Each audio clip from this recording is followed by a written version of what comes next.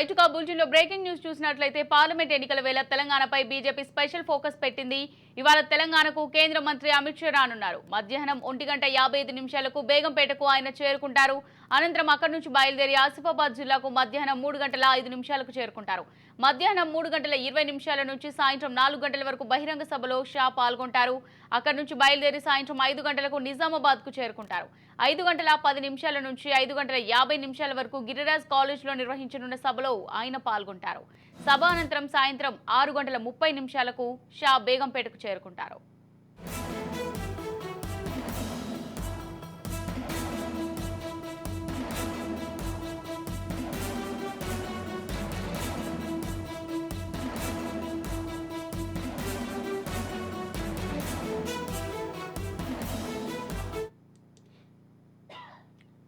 Right గా ఇదే అంశానికి సంబంధించి మరింత సమాచారం మా ప్రతినిధి అరుణ్ కుమార్ అందిస్తారు. అరుణ్ కుమార్, నేడైతే కేంద్ర మంత్రి అమిత్ షా అయితే తెలంగాణకు రానున్నట్టుగా తెలుస్తోంది. మరి దీనికి సంబంధించి కంప్లీట్ డీటెయిల్స్ ఏంటి?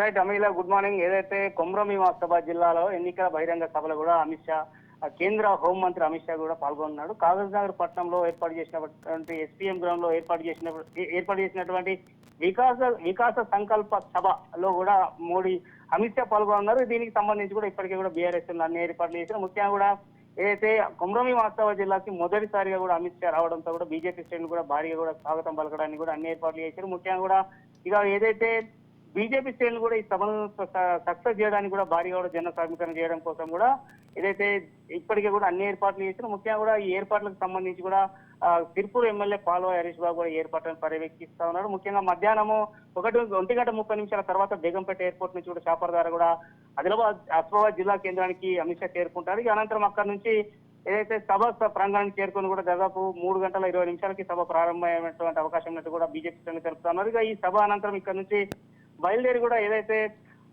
నిజామాబాద్కి వెళ్ళేటువంటి అవకాశం ఉంది. ముఖ్యంగా కూడా ఏదైతే గత పార్లమెంట్ ఎన్నికల్లో కూడా బీజేపీ పార్టీ ఈ ఆదిలాబాద్ స్థానానికి కైవసం చేస్తుంది. ఈసారి కూడా అదే స్థానాన్ని మళ్ళీసారి కైవసం గెలిపించుకోవడానికి కూడా బీజేపీ శ్రేణులు కూడా తీవ్రంగా కృషి చేస్తా ఉన్నారు. ముఖ్యంగా కూడా ఏదైతే ఆదిలాబాద్ పార్లమెంట్ అభ్యర్థి గేడెం నాగేశ్వర్ తరఫున కూడా ఎన్నికల ప్రచార సభలో కూడా నరేంద్ర మోడీ ప్రసంగించి అభ్యర్థి తరఫున ప్రచారం చేయనున్నారు. ముఖ్యంగా కూడా ఏదైతే ఇప్పటికే కూడా పోలీసులు అయితే జిల్లా ఎస్పీ సురేష్ కుమార్ ఆధ్వర్యంలో కూడా భారీ ఏర్పాట్లు చేశారు, బందోబస్తు ఏర్పాట్లు చేశారు. ముఖ్యంగా కూడా ఎటువంటి అవాంఛనీయ ఘటన జరగకుండా కూడా ఇప్పటికీ కూడా ఎస్పీఎం గ్రౌండ్ అయితే పోలీసులు అయితే తమ ఆధీనంలోకి తీసుకొని కూడా పూర్తిగా కూడా ఏదైతే తమ ఆధీనంలోకి తీసుకోవడం జరిగింది. ముఖ్యంగా కూడా ఏదైతే ఇప్పటికే దాదాపు శ్రేణులందరూ కూడా బీజేపీకి సంబంధించిన శ్రేణులందరూ కూడా సభ స్థలానికి చేరుకున్నటువంటి పరిస్థితి. ముఖ్యంగా కూడా ఈ సభను సక్సెస్ చేయడానికి ఉమ్మడి ఆదిలాబాద్ జిల్లాలో బీజేపీకి సంబంధించినటువంటి 4 ఎమ్మెల్యేలు కూడా తీవ్రంగా కూడా ఈ సభను సక్సెస్ చేయడానికి కూడా పూర్తిగా జన సమీకరణ కోసం కూడా అన్ని ఏర్పాట్లు చేస్తా ఉన్నారు. ఏదైతే అమిత్ షా గేడెం నాగేష్ ఆదిలాబాద్ పార్లమెంట్ అభ్యర్థి గేడెం నాగేష్ తరఫున కూడా ఈ ప్రచార సభలో పాల్గొని కూడా ప్రసంగించారు. ఈ నేపథ్యంలోనే మొదటిసారి అమిత్ షా జిల్లాకు రావడం, అదేవిధంగా కూడా ఎటువంటి ప్రసంగం చేయనున్నారనేటువంటిది అయితే కొంత ప్రజలలో ఉత్కంఠగా అయితే నెలకొన్నది. ఏదేమైనప్పటికీ కూడా ఈ సీట్లను కైవసం చేసుకోవడానికి ఇప్పటికే బీజేపీలు పూర్తిగా కూడా కసరత్తు చేస్తున్నది. సభతో కూడా ఇంకా జోష్ నింపు కూడా ఖచ్చితంగా ఈ స్థానాన్ని కైవసం చేసుకోవడానికి కూడా అన్ని అయితే మొత్తం కూడా దీన్ని రూపకల్పన చేస్తున్నటువంటి పరిస్థితి అయితే కొమ్రం ఆసిఫాబాద్ జిల్లాలో నెలకొన్నది. అమూల్య. ఓకే అరుణ్ కుమార్, ఇప్పుడు చూసినట్లయితే బీజేపీ అగ్రనేతలు వచ్చి ఇక్కడ ప్రచారం నిర్వహించడం, ఇక్కడ ఎంపీ అభ్యర్థుల తరపున ప్రచారం చేయడం ఎంతవరకు బీజేపీకి కలిసి వస్తుంది అనుకోవచ్చు?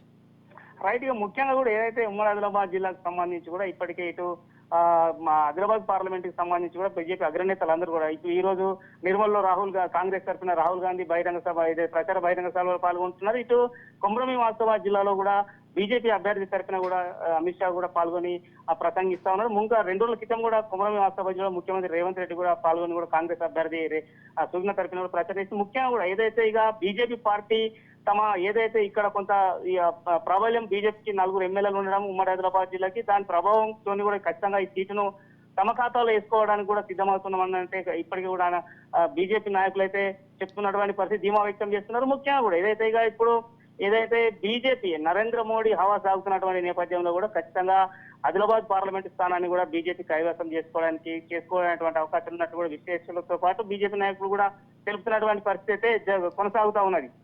Right, thank you Arun Kumar.